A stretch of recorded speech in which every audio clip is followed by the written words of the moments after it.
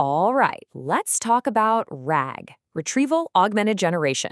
You hear it everywhere, right? It's one of the biggest buzzwords in AI. But here's the thing, it's not just one thing. It's a whole family of techniques, and most people are using the wrong one. So today, we're going to climb the RAG ladder and figure out which rung is actually the right fit for you. And this quote, it pretty much sums up the problem. Right now, so many developers are grabbing the most powerful, most complex RAG solution they can find to solve a really simple problem. And that's not just overkill. It's super inefficient, it's expensive, and honestly, it's a huge headache. So that brings us to the big question. The reason we're here, are you choosing the RAG that actually gets the job done? Or are you just reaching for the shiniest, most complicated tool? This isn't about being fancy, it's about being smart. And that's exactly what we're going to figure out how to do. So here's our game plan. We'll start by establishing that RAG is a whole spectrum of tools. Then we'll dive into the simple stuff, what I call the lazy methods. After that, we'll get organized with the librarian's toolkit, add some real intelligence with context and agents, peek at the super advanced expert relationship maps, and then wrap it all up with a simple guide to help you choose the perfect RAG for your needs. Okay, first things first, and this is crucial. RAG is not a single thing. It's a spectrum from ridiculously simple to mind-bogglingly complex. The goal, your goal, is to find the absolute simplest solution that solves your problem right now. You only climb the ladder when you hit a wall. Forget the hype, just solve the problem. So this is the ladder we're going to climb. We start down at the bottom, level 0, with the lazy methods. Then we work our way up to the organized level, get smarter with the agentic level, and finally, take a quick look at the expert tier at the very top. Just remember, every step up gives you more power, but it always comes with trade-offs. All right, let's start at the bottom, level 0. I call these the lazy methods. And yeah, the name is a bit cheeky, but don't let it fool you. For a ton of projects, starting here is absolutely the smartest move you can make. It's all about speed and keeping things simple. This one is called context dumping, and it is dead simple. The best analogy is an open book exam. For every single question, you get to have the entire textbook right in front of you. That's all this is. You literally just stuff your whole document, say a 200-page PDF, directly into the model's context window. That's its short-term memory. And the AI just sifts through the whole thing to find the answer. So what's the catch? Well, the upside is that it is incredibly fast to set up. I'm talking minutes. The downside is that you pay for every single query, and that can get expensive fast. Plus, you're limited by that context window size. You can only fit about 700 pages in there. But if you have a small company wiki or some product docs and you just need something working now, this is your best friend. Level 1 is just a smart little upgrade to the lazy method. It's called prompt caching. So instead of making the AI reread the entire textbook for every single question, it's like making one photocopy for the whole class to use for a few minutes. The AI just holds the document in its memory, so if you ask a follow-up question, it's way, way cheaper. You can save up to 75% on costs. Pretty neat, right? Okay, but what happens when your textbook is more like an entire library? Or when context dumping is just getting way too expensive? Well, that's our cue to climb the ladder. It's time to get organized. It's time to bring in a librarian. This brings us to level 2, smart chunks. Instead of forcing our big, expensive AI to read the entire library for every question, we use a smaller, cheaper AI to act as a librarian. So if a user asks about the company's vacation policy, our little AI librarian zips over, pulls out just the relevant HR chapter, and hands only that to the main AI. It's way more efficient, and it saves you a ton of money.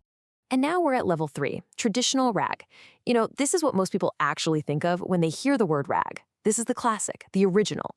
And the best way to think about it is like an old-school library card catalog. You don't just wander the aisles hoping to find the right book. You go to the catalog, you look it up, and it tells you exactly where to go. So how do you build this magic card catalog? It's basically a 4-step process. First, you chop up your documents into smaller pieces, or chunks. Second, you embed them, which is a fancy way of saying you convert those text chunks into a series of numbers, or vectors. Think of it like giving every idea its own unique GPS coordinate on a giant map of meaning. Third, you store all those coordinates in a special vector database. And finally, when a question comes in, the system just finds the closest coordinates on the map and pulls those chunks. And this is where you see the real trade-offs. The good part? This system is a beast. It can handle millions of pages at lightning speed, and queries cost almost nothing.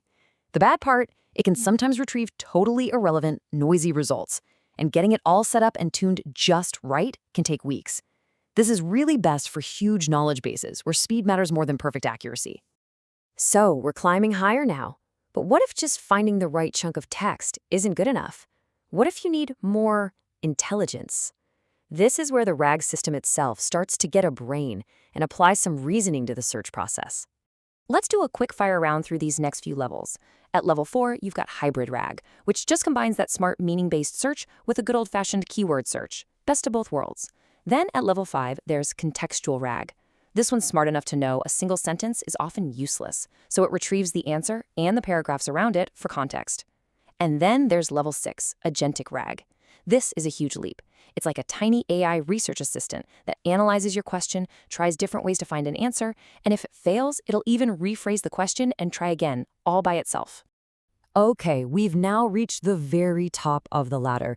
This is the expert level, enterprise-grade stuff. And I'll be honest, this is not for most projects. This is for when you need to understand not just bits of data, but the complex relationships between all those bits of data.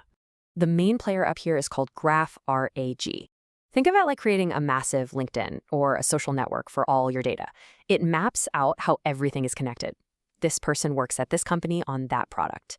And because it understands those relationships, it can answer insanely complex, multi-step questions, like which of our engineers has fixed the most bugs for our top 5 customers? Traditional search would just give up. Graph RAG can actually do that. But, and this is a really big but, be warned. This kind of power comes at a huge cost. Building and maintaining these relationship maps takes an enormous amount of work and very specialized expertise. One broken link in that map and the whole system can give you bad answers. Seriously, don't even think about this level unless you have a massive, heavy-duty problem to solve. Okay, we've climbed the whole ladder, from the ground floor to the penthouse. So now, for the most important part, how do you actually pick the right rung for your project? Let's boil it all down into a simple, actionable framework. Here it is, the RAG cheat sheet. It's pretty straightforward. If you've got small documents, say under 500 pages, or you're just building a quick prototype, stay in the lazy zone, levels 0 to 1. If you've got a large, pretty well-structured knowledge base, the organized tools, levels 2 and 3, are going to be your sweet spot. When you start dealing with really complex user queries or technical docs, you can level up to the intelligent RAGs. And that expert tier, just don't even worry about it unless you're a massive enterprise tackling problems like supply chains or fraud detection. And look, if you take away only one thing today, please let it be this. The goal is not to build the fanciest RAG. It's to build the simplest RAG that solves your problem. That's it. Start lazy. Start with context dumping, and only level up when you are forced to, when it gets too expensive, too slow, or you hit a hard limit. So, I'll leave you with this final thought. Take a hard look at your own projects. Now that you've seen the whole ladder, which rung are you standing on right now?